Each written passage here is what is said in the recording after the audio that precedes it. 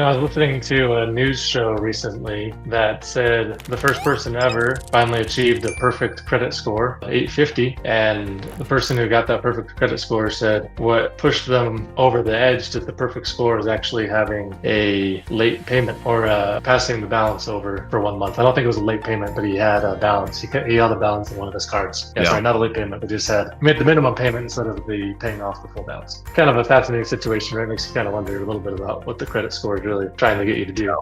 We feel like they're these almost like quasi-governmental agencies, but they're private companies.